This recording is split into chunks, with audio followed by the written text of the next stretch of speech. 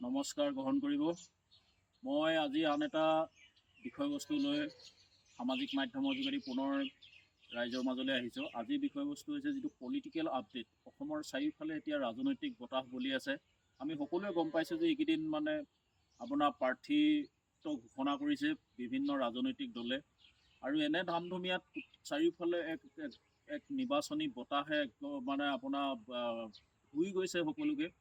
গতিকে এই মুহূৰ্তত মই কেইটামান ৰাজনৈতিক আপডেট আজি ৰাইজৰ মাজলৈ আগবঢ়াইছোঁ। ক'ৰবাত ত্ৰুটি বিচ্যুতি হ'লে ৰাইজে ক্ষমা কৰিব। প্ৰথম কথা হ'ল কি, এক নম্বৰতে হ'ল বিভিন্ন ৰাজনৈতিক দলবিলাকে তেওঁলোকৰ প্ৰাৰ্থী তালিকা ইতিমধ্যে ঘোষণা কৰিছে। কিছুৱে ঘোষণা কৰা নাই যদিও সেই তেওঁলোকৰ প্ৰাৰ্থিত্ব পাবলগীয়াসকলৰ নাম ইতিমধ্যে চাৰিওফালে ঘোষিত হৈ গৈছে, আৰু তেওঁলোকে ইতিমধ্যে বিভিন্ন একদম উৎসৱৰ দৰে তেওঁলোকে আচলতে আনন্দত মতলীয়া হৈ পৰা দেখা গৈছে। আৰু ২ নম্বৰ বিষয়টো হৈছে যে আচলতে বহু আকাংক্ষিত যে তিনি গগৈ যিহেতু তিনিটা ৰাজনৈতিক দলৰ বৰ্তমানৰ মুৰব্বী সভাপতি পদত থকা আমাৰ গৌৰৱ গগৈ কংগ্ৰেছ, ৰাইজৰ দলৰ অখিল গগৈ, আৰু আপোনাৰ জাতীয় পৰিষদৰ লুইনজ্যোতি গগৈ, তিনি গগৈ আজি ঐক্যবদ্ধ হোৱাৰ পথত, আৰু তিনি গগৈয়ে ইতিমধ্যে তেওঁলোকৰ মিত্ৰতা যথেষ্টখিনি আগুৱাইছে বুলি তেওঁলোকে প্ৰকাশ কৰিছে। আৰু আজি আনুষ্ঠানিকতা সম্পন্ন হ'ব তিনিটা ৰাজনৈতিক দলৰ মাজত আপোনাৰ যিটো তেওঁলোকৰ এলায়েন্স বা তেওঁলোকৰ মিত্ৰতা, এই মিত্ৰতা আজি আনুষ্ঠানিক ৰূপ পাব বুলি আজি বহু সংবাদ মাধ্যম আৰু তেওঁলোকৰ বক্তব্যৰ ফালৰ পৰা আমি গম পাইছোঁ। আনহাতে কথাটো হ'ল কি, তৃতীয় যিটো আপডেট সেইটো হ'ল যে কংগ্ৰেছৰ এজন গুৰুৰ দায়িত্বত থকা নেতা, আমি সকলোৱে জানো প্ৰদ্যুৎ বৰদলৈ বিজেপি গমন। আৰু এতিয়া কথাটো হ'ল কি যে এই তিনিটা আপডেট আমি সকলোৱে এইকেইদিনত গম পাই আছোঁ যে চলি আছে। আৰু যদি মই চাওঁ যে ইতিমধ্যে আমি যেনেধৰণে কংগ্ৰেছৰ ভূপেন বৰা আজি কংগ্ৰেছৰ পৰা বিজেপিলৈ গৈছিলে, আৰু এতিয়া দেখা গৈছে যে প্ৰদ্যুৎ বৰদলৈ ইতিমধ্যে আচলতে ২-এদিনৰ ভিতৰতে তেওঁ আচলতে গেৰুৱা বসন পিন্ধি তেওঁ আজি আপোনাৰ বিজেপি তেওঁ দিছপুৰ সমষ্টিৰ পৰা তেওঁ প্ৰতিদ্বন্দ্বিতা আগবঢ়াব বুলি সকলোৱে মুখে মুখে চলি আছে, সংবাদ মাধ্যমৰ প্ৰচাৰ চলাই আছে। তেওঁ এতিয়া তাৰ ঠাইত কিন্তু আপোনাৰ যে বিজেপি কেইবাজনো আচলতে তেওঁলোক আগৰ মন্ত্ৰী বিধায়কে কিন্তু আপোনাৰ তেওঁলোকৰ প্ৰাৰ্থিত্ব হেৰুৱাইছে। তাৰ ভিতৰত অতুল বৰা অন্যতম, ভৱেশ দাস, এনেকৈ কৰি বহুতকেইজনে ইতিমধ্যে তেওঁলোকৰ প্ৰাৰ্থিত্ব তেওঁলোকে নাই পোৱা, আৰু বিজেপিয়ে তেওঁলোকৰ প্ৰাৰ্থিত্ব প্ৰদান কৰিছে। তো গতিকে এতিয়া চাওঁ যে আচলতে বিশেষকৈ এতিয়া প্ৰদ্যুৎ বৰদলৈ যিহেতু তেওঁতো আজি দীৰ্ঘদিন ধৰি কংগ্ৰেছত আছিলে, কংগ্ৰেছতে তেওঁ আচলতে প্ৰতিষ্ঠা লাভ কৰিছে, কিন্তু তেওঁ বিভিন্ন সময়ত তেওঁলোকে বিজেপিৰ বিৰুদ্ধে কথা কয়, কিন্তু আজি দেখা গৈছে যে তেওঁ আচলতে সাপৰ দৰে মুধ ওলায়। ৰাতিটোৰ ভিতৰতে কিন্তু তেওঁ আচলতে বিজেপি গমন কৰিলে, আৰু গেৰুৱা বসন পিন্ধি তেওঁ আজি প্ৰাৰ্থিত্বও লাভ কৰাটো প্ৰায় নিশ্চিত হৈছে। ভূপেন বৰাও ঠিক তেনেধৰণে ৰাতিটোৰ ভিতৰতে তেওঁলোকে আচলতে সাপৰ দৰে মুধ ওলায়। তেওঁলোকে এটা দলৰ পৰা আনটো দললৈ, অকল বিজেপি বা কংগ্ৰেছে কিয়, বাকী দলবিলাকতো দেখা গৈছে যে এইকেইদিন খুব আমি দেখা পাইছোঁ যে কোনোৱে হয়তো দল ত্যাগ কৰিছে, দল ত্যাগ কৰি আকৌ বেলেগ দললৈ গৈছে, কোনোৱে ইটো দলৰ পৰা সিটো দললৈ তেওঁলোকে আচলতে গৈছে। গতিকে এইটো এটা ৰাজনৈতিকভাৱে আমি দেখা পাইছোঁ যে এই মুহূৰ্তত যদি আমি গোটেই ৰাজনৈতিক প্ৰেক্ষাপটটো যদি আমি চাওঁ বা আমি যদি বিশ্লেষণ কৰোঁ, এই মুহূৰ্তত আমি দেখিম যে আচলতে ৰাজনীতিত কিন্তু এই মুহূৰ্তত নীতি আদৰ্শ বোলা কিবা কথা আছে বুলি মই নাভাবোৱে। অসমৰ ৰাজনীতিটো আচলতে এতিয়া এনেকুৱা এটা পৰ্যায়লৈ পৰ্যায়বেক্ষিত হ'ল যে মই পূৰ্বতেও কৈছোঁ আগৰ প্ৰতিবেদনবিলাকতো, যে গোটেই ব্যৱস্থাটো এতিয়া টকা কেন্দ্ৰিক এটা ব্যৱস্থালৈ গুচি গ'ল। টকা নহ'লে যেন একোৱেই নহয়, আৰু টকাৰ কাৰণে যেন গোটেইবোৰ ৰাতিৰ ভিতৰতে বেচা কিনা বজাৰখন যে চলি গৈছে, বা বহুতে আজি আচলতে প্ৰাৰ্থিত্ব নাপায় বা এটা দলৰ পৰা আনটো দললৈ জঁপ মাৰিছে, গোটেইবিলাক যেন আচলতে সুবিধাবাদী। এতিয়া কিছুমান এনেকুৱা হয় যে আজি দেখা গৈছে যে অসম বিজেপি যিটো পূৰ্বৰ বিজেপি দল আছিলে, এই দলটো যদি আমি এটা কথা চাওঁ, তেওঁলোকতো প্ৰথমতে যিসকল মানুহে নিষ্ঠাবান কৰ্মীয়ে দলটো চলাই আছিলে বা যিসকলে দলটো আজি আগুৱাই লৈ আহিলে জন্মলগ্নৰ পৰা, সেই দলবিলাক এতিয়া দেখা গৈছে তেওঁলোক একদম প্ৰায় উৎখাত হোৱা দেখা গৈছে দলটোৰ পৰা। খুব কম সংখ্যকে এতিয়া দলটোত টিকি আছে, বাকীসকলেতো দল এৰি যাবলগীয়া হৈছে। আনকি আমিতো প্ৰথমতে বিজেপি বুলি ক'লে ৰাজেন গোহাঁইৰ পৰা আদি কৰি সিদ্ধাৰ্থ ভট্টাচাৰ্য, প্ৰশান্ত ফুকনৰ লিখা মানুহৰ আমি নাম পাইছিলোঁ, বা কি বুলি কয় তেওঁলোককে আমি দেখা পাইছিলোঁ, ৰামেশ্বৰ তেলীহঁতৰ দৰে। কিন্তু এতিয়া দেখিছোঁ সেই মানুহবিলাক প্ৰায় বিজেপিত গুৰুত্বহীন হৈ পৰিছে, আৰু নতুন যিবিলাক কংগ্ৰেছৰ পৰা আমদানিকৃত নেতা বা আমদানিকৃত যিবিলাক কংগ্ৰেছী মানুহ, সেই কংগ্ৰেছী মানুহবিলাক এতিয়া দেখা গৈছে যে বিজেপিত তেওঁলোক এতিয়া উঠি ৰজা বহি ৰজা, আৰু যদি আপোনালোকে চাই যে 20জন মানে আপোনাৰ মানে কৰ্মবৰ্ধমান বা একেলেঠাৰিয়ে তেওঁলোক 20জন যদি শিক্ষক মানে বিজেপি নেতা এই মুহূৰ্তত চোৱা হয়, এইবিলাক গোটেইবিলাকে দেখা যাব যে কংগ্ৰেছৰ পৰা অহা, কোনো হয়তো বিজেপিৰ পৰা অহা, তেনেকে ধৰণে আচলতে বিভিন্ন ৰাজনৈতিক দলৰ পৰা তেওঁলোক অহাটো আমি দেখা পাইছোঁ। গতিকে এই মুহূৰ্তত মই ভাবোঁ যে কি আচলতে এনেকুৱা এটা কথা মই ক'ব লাগিব যে আচলতে নন্দ গোৱালে এটা হাঁচে মানে আপোনাৰ বুন্দা শিয়ালে আহি খায়। এতিয়া মানে গোটেই দেখা গৈছে যে চিটবিলাক কিন্তু এতিয়া মানে আচলতে কংগ্ৰেছৰ পৰা অহা বা বিভিন্ন ৰাজনৈতিক দলৰ পৰা অহা, বিশেষকৈ কংগ্ৰেছৰ পৰা অহা নেতাই কিন্তু বিজেপি মঞ্চখন ভৰি পৰিলে। আৰু এই মঞ্চখনত এতিয়া নীতি আদৰ্শ বা আচলতে এটা সুস্থ ৰাজনৈতিক বাতাবৰণ বা মানে মূল্যবোধৰ ৰাজনীতিৰ কথা কোনো ক'বই নোৱাৰি। আৰু এই বস্তুটো এটা এনেকুৱা ধৰণৰ এটা মানে বেভিচাৰলৈ পৰিণত হৈছে ৰাজনীতি ব্যৱস্থাটো, মানে ভাবিবলৈ দুখ লাগে। বা এইটো এটা এনেকুৱা মানে আচলতে টকা সৰ্বোচ্চতা আৰু মানুহবিলাকৰ বেচা কিনা মানে আচলতে সুস্থ এটা গণতান্ত্ৰিক বাতাবৰণ যে এই মানে যিবিলাকে এতিয়া আমাৰ বিজেপিৰ শাসন চলাই আছে, এই নেতাবিলাকৰ হাতত যে সুৰক্ষিত নহয় বা তেওঁলোকে যে এই সুস্থ বাতাবৰণটো যে ধ্বংস কৰি পেলালে আৰু গোটেই বস্তুটো টকা কেন্দ্ৰিক, আৰু এইটো যে এটা মাফিয়া তন্ত্ৰ, আৰু এইটো এটা যেন একদম সম্পূৰ্ণ এটা ব্যৱসায়, ৰাজনীতিটো যে এটা ব্যৱসায়, আৰু যে এইটো এটা মানে বহুতে এতিয়া গণবিচ্ছিন্ন নেতা কিছুমানো মানে আপোনাক গোটেই ঘূৰি ফুৰা দেখা গৈছে তেওঁলোকে টিকেট বিচাৰি, যিবিলাক মানুহৰ কোনো তেওঁলোকে সামাজিক কাম কাজ কৰা আগতে কোনো দৃষ্টান্তই নাই, তেওঁলোকো আজি মানে আপোনাৰ শাসকীয় দলেই হওক বা বিৰোধী দলবিলাকতো তেওঁলোকে টিকেট বিচাৰি যি ধৰণে মানে তেওঁলোকে হাহাকাৰ কৰি ফুৰিছে বা টিকেট বিচাৰি তেওঁলোকে যেনেকে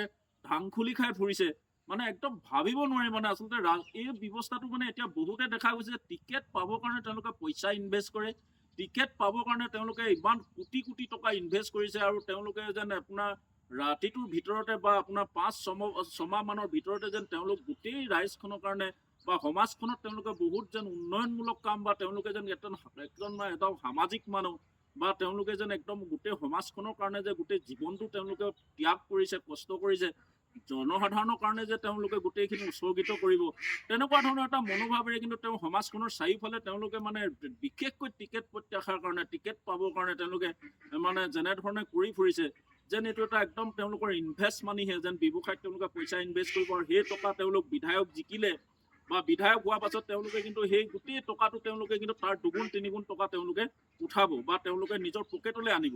এতিয়া আপোনালোকে দেখিছে যে বিজেপি একোটাহত, মই পূৰ্বতেও কৈছোঁ, যিবিলাক বিধায়ক আছে তেওঁলোকেতো এতিয়া এনে এজন বিধায়ক নাই যাৰ 2000-3000 কোটি সম্পত্তি নাই। এতিয়া উজনি অসমৰ আটাইকেইজন বিধায়কে এতিয়া 3000-4000-5000 কোটি টকা তেওঁলোকৰ আচলতে সম্পত্তিৰ ভেলু, তেওঁলোকৰ সম্পত্তিৰ ভেলু বা তেওঁলোকৰ এতিয়া মানে অৰ্থনৈতিক ভেলু তেওঁলোক একোজন হেড মানে প্ৰায় 5000-6000 কোটি টকাৰ তেওঁলোক একোজন মানে ব্যক্তি, তেওঁলোক ইমান টকাৰ মানে তেওঁলোকৰ সম্পত্তিৰ থকা একোজন হেড ব্যক্তি তেওঁলোক। গতিকে এতিয়া এইবিলাক তেওঁলোকে এতিয়া ৰাইজকো এই ক্ষেত্ৰত আমি ক'ব লাগিব যে ৰাইজবিলাকো আজি টকা পইচা প্ৰাৰ্থীবিলাকো বা বিচাৰে, এতিয়া প্ৰাৰ্থিত্ব পোৱাৰ লগে লগে তেওঁলোকে মানে বিভিন্ন কাৰণত বা ৰাজনৈতিক প্ৰচাৰত গ'লে বা তেওঁলোকে ভোট কেন্দ্ৰলৈ গ'লে বা ৰাজনৈতিক প্ৰচাৰত গ'লে প্ৰাৰ্থীবিলাকৰ পৰা টকা বিচাৰে।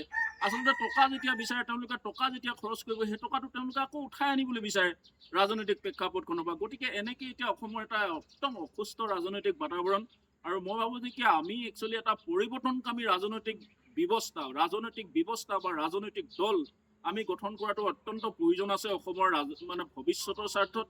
আৰু আপোনালোকে চাওক, এতিয়া যদি আমি জনসাধাৰণৰ কথালৈ চাওঁ, কালি পৰহিৰ পৰা আমি এনেকুৱা এটা বাতাবৰণ দেখিছোঁ, কোনোৱে টিকেট পোৱা নোপোৱাক লৈ, বিশেষকৈ টিকেট পোৱাক লৈ, প্ৰাৰ্থীবিলাকে টিকেট পোৱাক লৈ যেন নাচ গান কৰি মানে পুৰুষ মহিলা একাংশই যেন এটা একদম উৎসৱমুখৰ এটা পৰিৱেশ সৃষ্টি কৰিছে।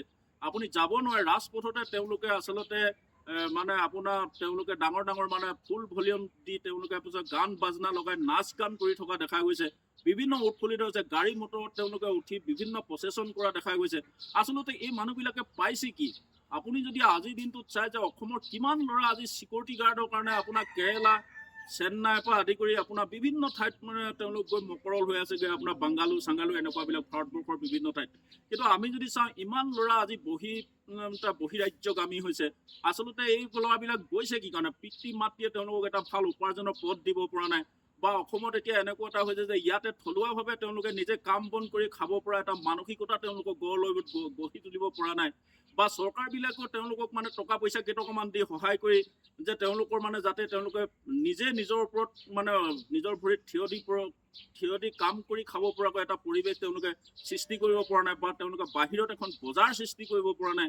গতিকে এনেকুৱা এটা প্ৰেক্ষাপটত এনেকুৱা এটা হৈছে যে আচলতে এই মানুহবিলাকে আচলতে কৰ্মৰ পিছত দৌৰাতকৈ কিন্তু এই ৰাজনৈতিক দলবিলাকৰ পাছে পাছে তেওঁলোকে আচলতে ঘূৰি তেওঁলোকে সময় নষ্ট কৰাটো তেওঁলোকৰ কাৰণে কিন্তু একদম অত্যন্ত মানে এইটো এটা মানে আচলতে খুব গৰিহণাৰ যোগ্য, আৰু ই কিন্তু জাতিটোৰ কেতিয়াও মংগল সাধন কৰিব নোৱাৰে।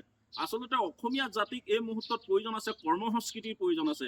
আমি আজি বিভিন্নজনক সমালোচনা কৰোঁ, মিয়া আহিছে বুলি আমি বহুত সময়ত কেতিয়াবা আমি মিয়াৰ বিৰুদ্ধে বক্তব্য দিওঁ, কিন্তু আমিতো কৰ্ম নকৰোঁ। আমি কৰ্ম নকৰোঁ কাৰণে আমাৰ কৰ্মৰ গাত ভেজা দি তেওঁলোক কৰ্মৰ অলিচাৰে তেওঁলোক আহি আমাৰ মাজত সোমাইছেহি। আৰু আমি যদি চাওঁ যে আজি ৰাজনৈতিক দলৰ পিছে পিছে যদি আমি ঘূৰি ফুৰা মানুহবিলাকক আমি দেখিছোঁ, নাচ গান কৰিছে, উৎফুল্লিত হৈছে, মানে তেওঁলোকে একটা হুলস্থুলীয়া পৰিৱেশ হৈছে, ফটকা ফুটুৱাই যেন এটা আবতৰীয়া তেওঁলোকে দেৱালী পাতিছে। গতিকে এইবিলাকৰ পৰা মানুহবিলাকে আচলতে পাইছে কি? আৰু বহু কথা যদি মই এটা কথা বিশ্লেষণ কৰি চাওঁ, আপোনালোকো চাওক এই বিষয়টো, যে আমি ৰাজনৈতিক দলবিলাকে আচলতে পইচাবিলাক আনি কাক দিছে। আজি যদি এই চৰকাৰখনৰ পইচা লুণ্ঠনৰ ভয়াৱহতাটো যদি আপোনালোকে চাই একদম ভাবিব নোৱাৰিব, ইমান ডাঙৰ এটা ভয়াৱহ লুণ্ঠন হৈছে। আপোনালোকে চাওক, আপুনি ঘৰলৈ বস্তু এটা কিনি আনিছে, তাত কিন্তু আপুনি GST নামত মানে এটা মোটা অংকৰ পইচা কিন্তু চৰকাৰৰ ঘৰলৈ আপুনি দিবলগীয়া হৈছে। আপুনি আজি কিবা বাইক এখন আনিছে, গাড়ী এখন আনিছে, আপুনি গডৰেজ এটা আনিছে, প্ৰতিটো বস্তুত কিন্তু আপুনি GST দিবলগীয়া হৈছে। আজি ঘৰটো সাজিবৰ কাৰণে আপুনি লোহা কেইডালমান আনিলেও তাত GST দিব লাগে। গতিকে ইমান GST, তাতে মই আকৌ ক'লো যে আপুনি যদি ৰাজপথেৰে গৈছে ডিব্ৰুগড়টো আপুনি গুৱাহাটীলৈ গৈছে, অন্ততঃ ৩-৪খন আপুনি টোল গেটত আপুনি পইচা দিব লাগিব।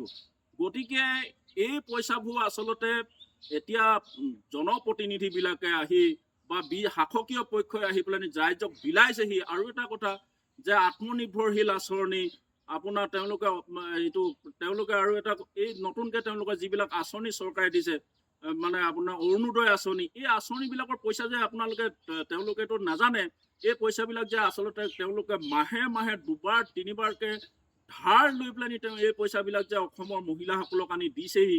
আৰু এই ধাৰ লোৱা পইচা যে অসমৰ অসমৰ গোটেই সাম্প্ৰতিক যিটো অসমীয়া মানুহৰ অৰ্থনৈতিক ব্যৱস্থা, এই অৰ্থনৈতিক ব্যৱস্থাটো আচলতে এটা একদম মানে এনেকুৱা এটা ভয়াৱহ দিনলৈ গতি কৰিব বা গুচি গৈছে।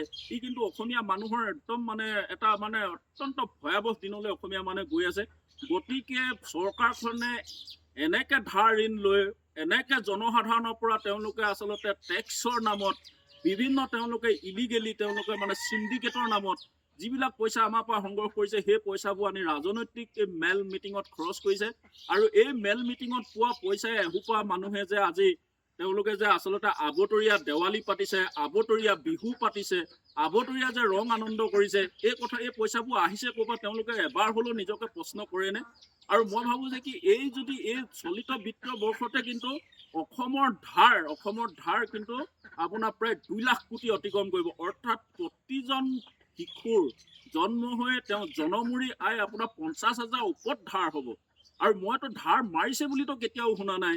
এই গোটেই ধাৰবোৰ আচলতে আপোনাৰ ধাৰখিনি কিন্তু ক্ৰমবৰ্ধমান বঢ়াই গৈ আছে। প্ৰতি মাহে আপুনি চাব যে 2-3বাৰ তেওঁলোকে ধাৰ লৈছে। আৰু এটা কথা কওঁ, বিজেপি চৰকাৰ বা অসমৰ মুখ্যমন্ত্ৰী হিমন্ত বিশ্ব শৰ্মা সদায় মুখ্যমন্ত্ৰীটো হৈ নাথাকে। এই ধাৰ মাৰিব কোনে? এই ধাৰ মাৰিব লাগিব অসমৰ জনসাধাৰণে মাৰিব লাগিব। আৰু এই ধাৰ মাৰিব লগা পইচাখিনি, এই যিখিনি আমি ধাৰ মাৰিব লাগিব, এই ধাৰ মাৰিব যদিও বেলেগ চৰকাৰে বা এই চৰকাৰখনে যদি মাৰে, অসমৰ জনসাধাৰণে এই পইচা দিব লাগিব। তেওঁলোকে আৰু 10খন টোল গেট বনাব, টোল গেটত আমি পইচা দিব লাগিব। গুৱাহাটীলৈ গ'লে 5-6খনত দিব লাগিব।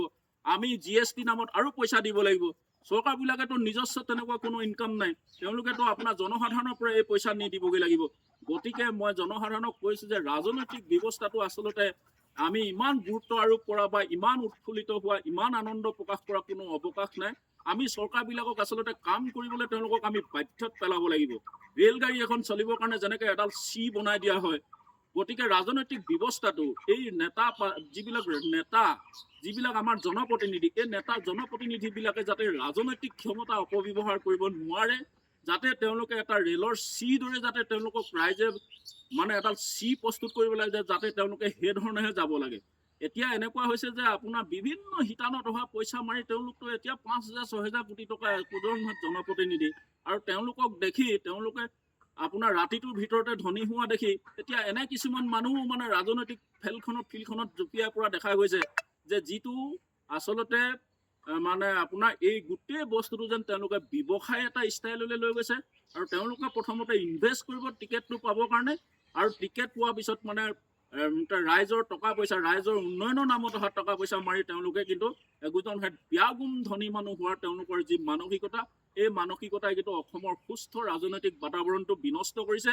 আৰু মই ভাবোঁ যে কি অসমৰ যিবিলাক সৎ দল সংগঠনৰ পৰা আদি কৰি ব্যক্তি বিশেষলৈ এটা অনুৰোধ কৰোঁ, অসমত কিন্তু এটা ভাল বিকল্প ৰাজনৈতিক সুস্থ ৰাজনৈতিক বাতাবৰণ এটা যাতে আমাৰ ইয়াত মানে প্ৰতিষ্ঠা হয়, তাৰ কাৰণে এটা নতুন চিন্তা ভাৱনা কৰিবৰ কাৰণে নিশ্চিতভাৱে এই দাবী নিশ্চিতভাৱে পৰিস্থিতিয়ে দাবী কৰে।